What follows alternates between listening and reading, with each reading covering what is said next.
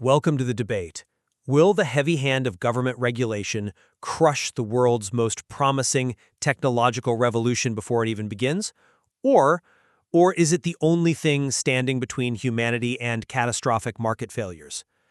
We want to hear your perspective on this, so please drop your thoughts in the comments as you listen.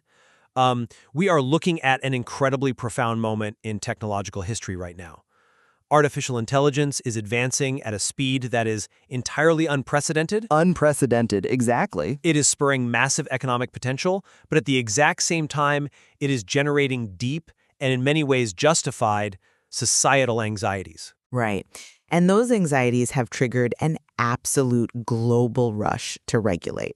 I mean, we are seeing comprehensive regulatory frameworks already emerging in the European Union. We just witnessed incredibly heated legislative battles in California over state-level safety bills. And, we are tracking shifting policy directives coming straight out of Washington, D.C. Everyone is trying to figure out how to put a harness on this technology.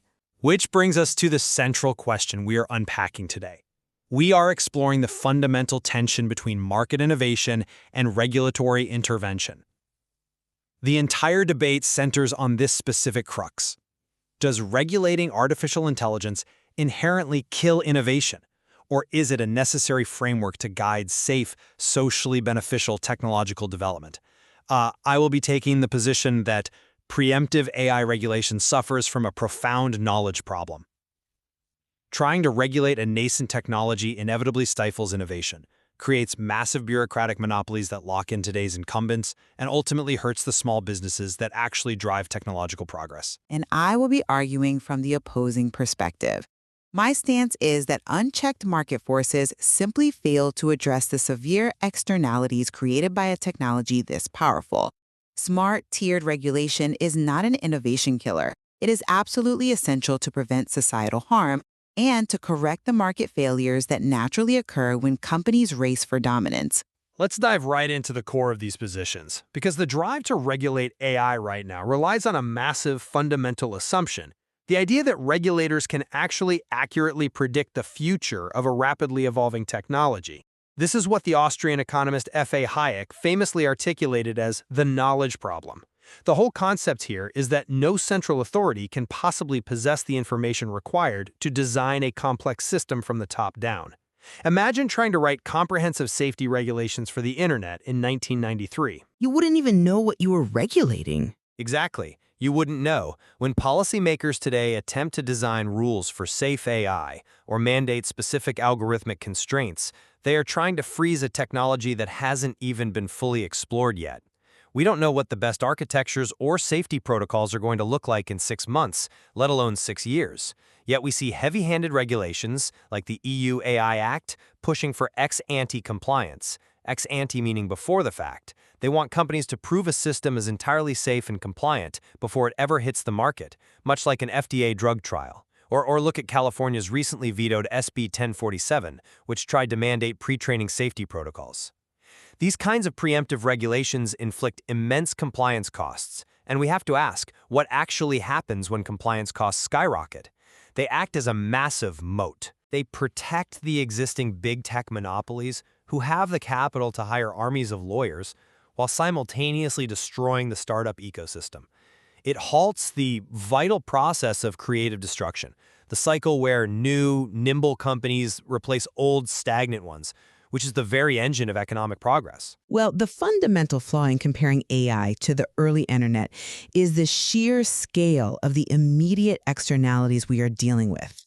We aren't just talking about a new communication tool or a basic consumer product.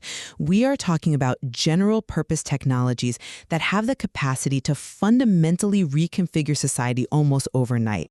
Pure laissez-faire markets cannot be trusted to self-regulate when the potential fallout is this high. Let's unpack the concept of externalities for a second. An externality is simply a cost that a company imposes on society without having to pay for it itself, like a factory dumping pollution into a river. If we look at the analysis from Brookings, specifically citing economist Daron Acemoglu, unregulated foundation models create massive societal pollution. We are looking at automation-driven job displacement at a historic scale, unchecked algorithmic misinformation that actively undermines democratic processes, and rapid market concentration. The core market failure here is that innovation is inherently under-incentivized to focus on safety.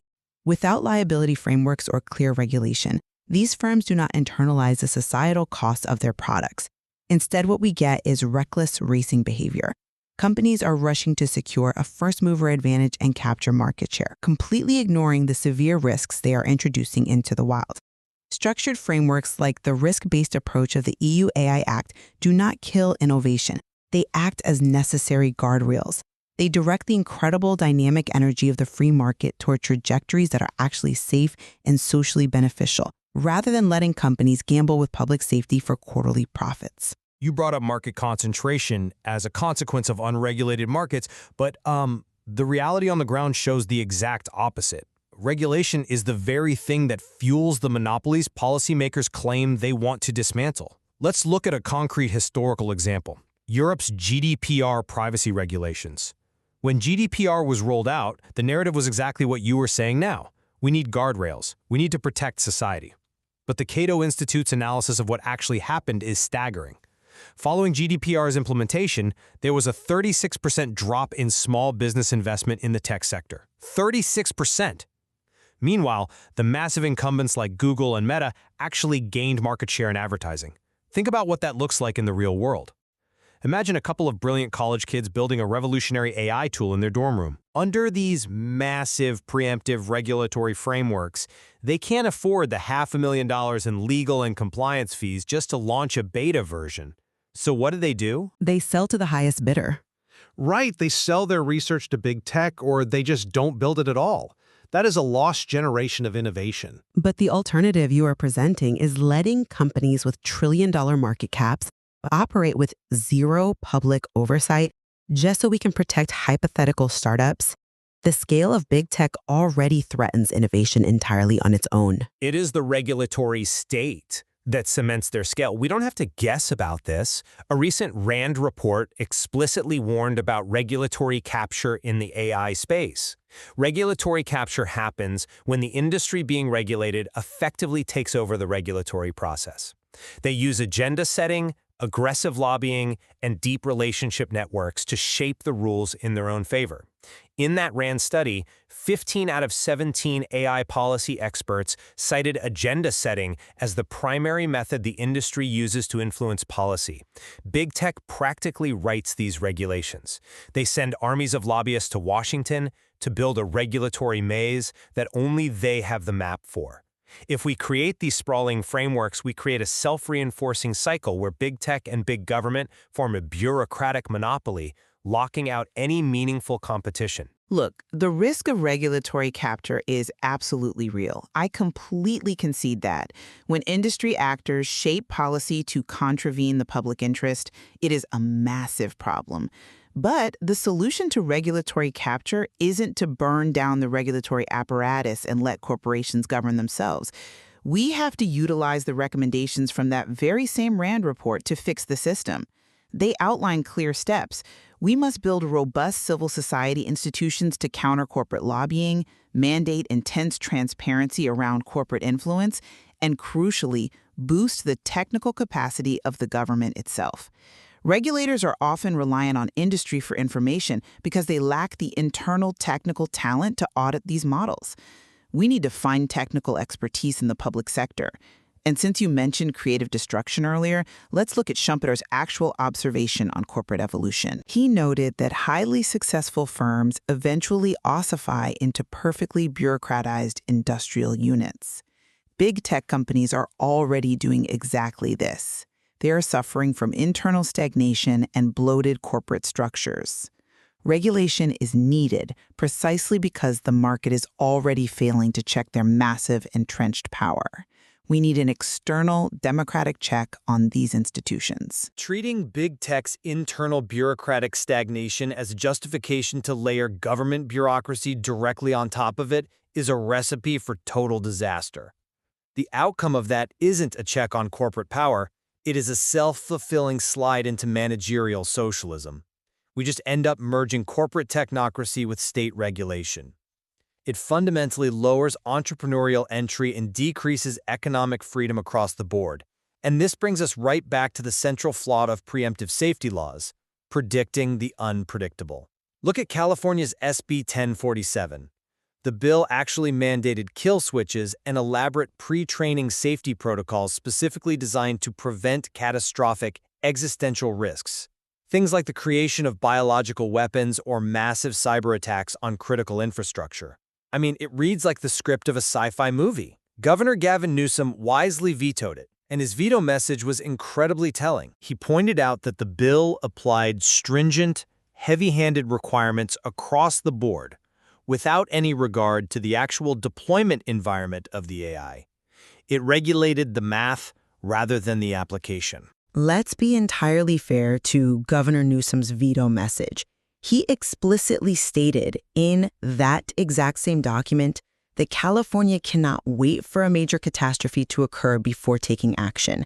And he strongly affirmed that safety guardrails are absolutely necessary.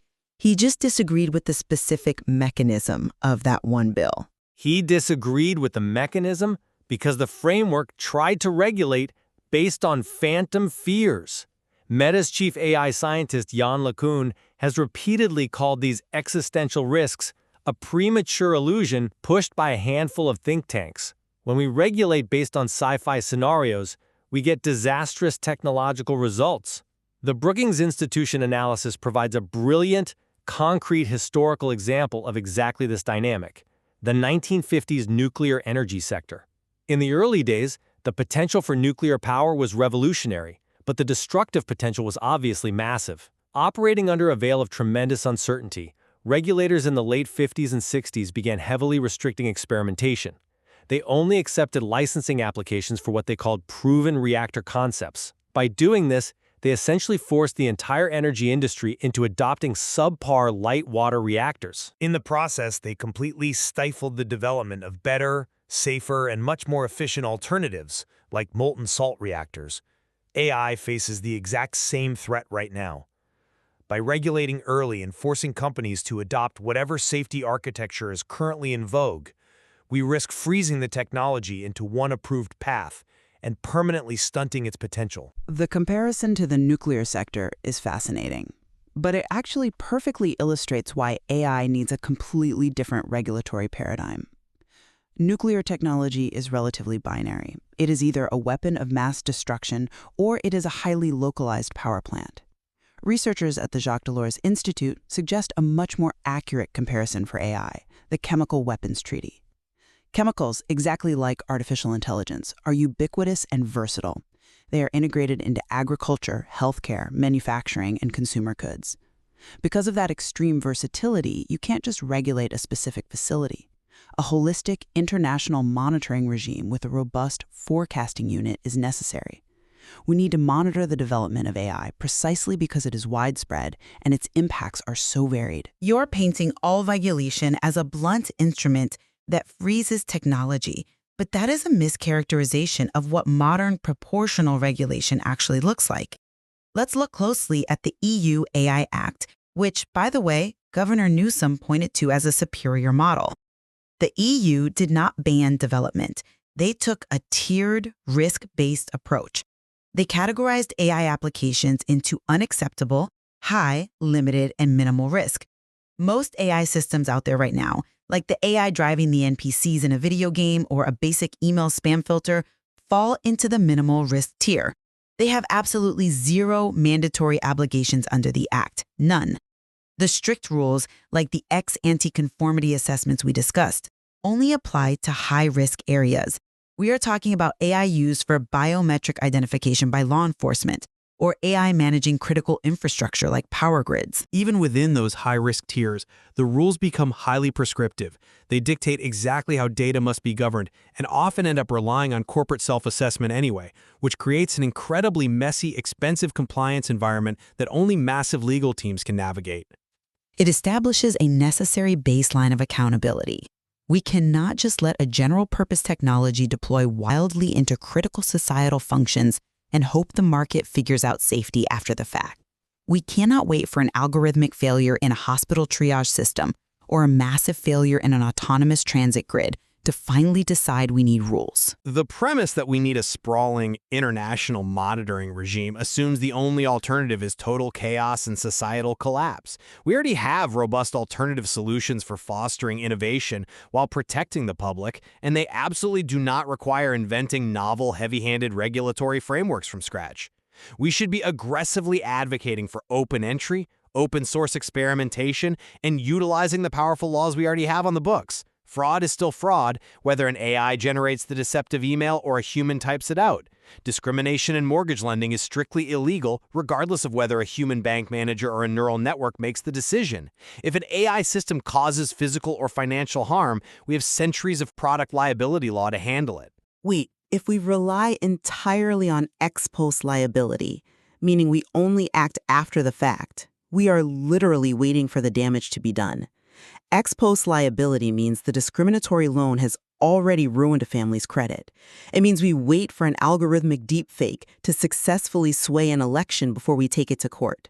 The harm is already inflicted. And ex post liability is exactly what drives companies to innovate safely from the ground up.